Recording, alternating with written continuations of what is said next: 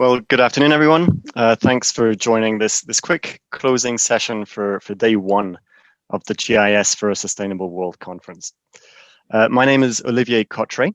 I'm Esri's Director for Humanitarian Solutions, and I'm joined this afternoon by Einar.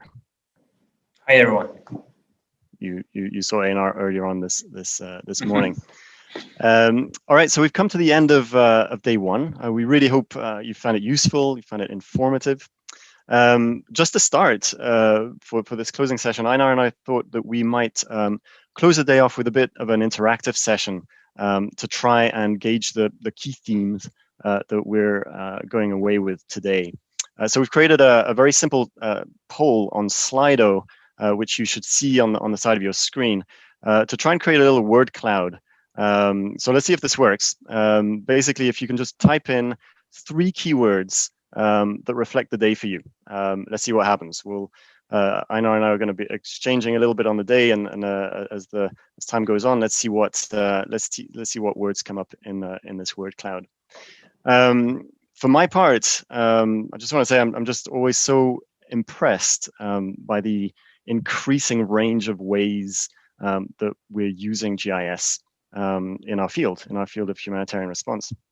And as you were saying this morning, Einar, looking back at the last 20 years or so, it's just fantastic to see, how we've evolved and how we've progressed, and even just in terms of the numbers in our community. So you might remember the days, right, when we would have a humanitarian conference like this, humanitarian GIS conference, and it might gather the same 20 people year on year. I'm exaggerating a little bit, but it was a smaller community. There's about over 1,000 people have registered for this conference this year. So it's really fantastic.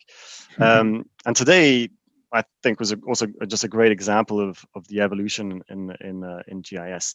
There are some highlights, I think, for you that stuck out, Einar. No, absolutely. I thought first, of course, I was very inspired by the opening talks this morning, Dr. Tedros, Loretta, and Jack, setting the tone for the event, and also, reflecting a bit on the importance of GIS for sustainable development.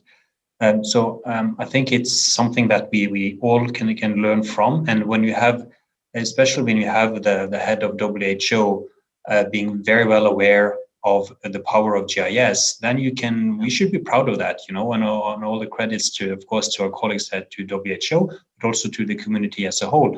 Because when you get to that level, then you know that you have an impact. So I think from my side as well, when I've been following the conference during the day, one of the things that I was very positive, not surprised, but positive to observe, was the networking that was going on. Because even if it's virtual, we also see that there's lots of networking. People are exchanging information, asking very, very, very detailed questions sometimes. How can I contribute to this? Can I join that network? How can we better work together? So when I see that working also in the virtual environment, I think that is really excellent. We have, of course, also seen how many innovative tools are becoming more operational in terms of artificial intelligence, machine learning, many great presentations on that. But of course, what I would also like to say is that, when we see, the practical use of GIS, it's really what this conference is all about, being able to share your experiences or one's experiences. And, I've been following not all events, but many presentations today. And I was very impressed, for example, by the INSARAG presentation on how they used various mapping capacities and in-field information collection during the Beirut blast. Also, how FAO is using this technology for locust mapping and even let's say early warning. So it's just this range of applications that the participants are showing is really impressive, I think. I think also, from our side, what we see is more and more engagement tools, story maps. I was following and learned a lot also, I have to say, when I was following the presentation on story maps. Lots of excellent examples, and also very good tips for those who would like to improve on the story maps through the excellent examples that were shown. So for me, it's also an important aspect to have that mix, I would say, of technical sessions on how to, so that we can learn something new technically as a community, but also being able to show this in action. And another important element here, I think, is that this is also officially a side event at the Humanitarian Network and Partnerships Week, which takes place for 3 weeks. It should be weeks, actually. It takes place for 3 weeks this year. One of the main elements there are inclusion.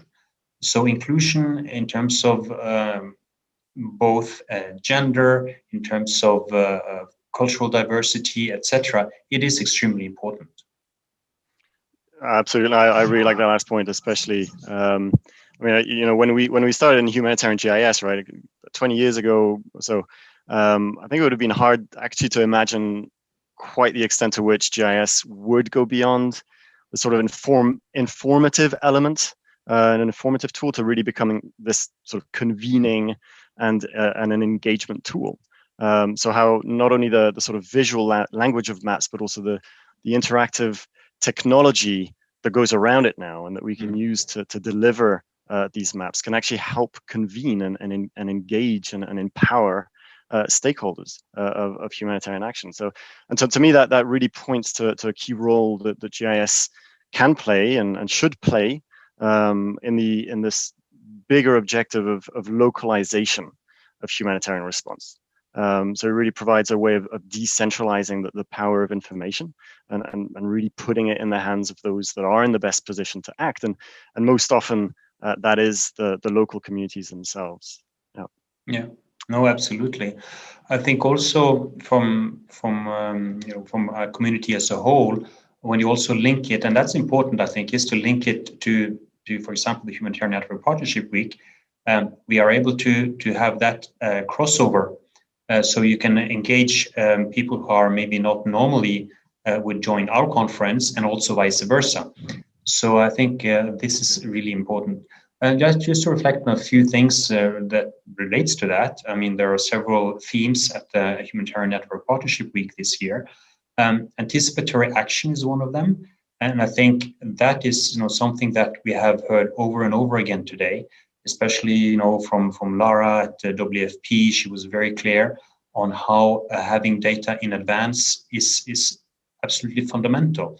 Even if it's just baseline data, but you do need to have your databases well developed before, for example, an emergency hits.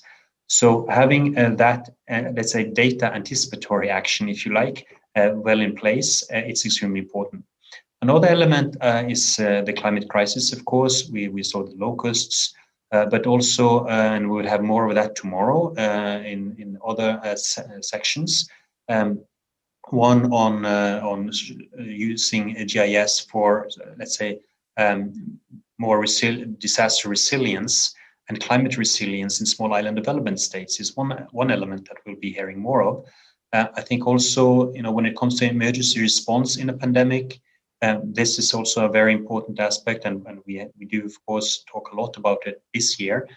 But also a colleague from Ravi from WHO was also reminding us that this is not necessarily something new. There have been other pandemics in the past, and they have learned from that. So that is also, one of the reasons why there's so much excellent data becoming very rapidly available at this point in time for the coronavirus pandemic. So yeah, I think there's many aspects that we could be talking about. One aspect that is, of course, close to my heart is satellite imagery, and what we have seen, during the pandemic is that a lot of people are now realizing, and of course, it's not new, but it is interesting to see how people are now realizing that yes, you can actually get information from places without actually being there. That will never, of course, replace early responders and the local community who are, the first one to respond, and also the more professional, let's say, early responders and the search and rescue teams, etc. But it is important to inform them in advance where things have happened. If we're talking about resilience, if we're talking about preparedness, etc. So that is something that is great to observe, and I see a lot of that happening. More and more people are understanding this. We, of course, the specialists have had good information on this for a long time, but now it is also being clear to so many more people, and that is really important.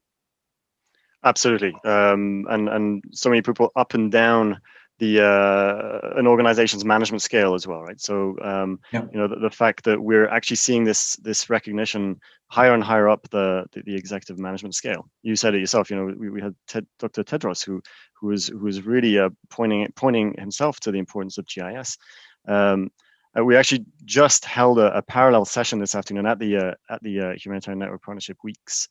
It was an executive briefing on business transformation with GIS, and it really illustrated how executive management engagement in GIS implementation is increasing. And I think it's crucial. I think for the community to really leverage the full potential of GIS, this has to happen. It has to be seen as an organization-wide system. Exactly. That requires this top-down and bottom-up, and cross-ranging, cross-cutting engagement and ownership to work. These are systems we're talking about.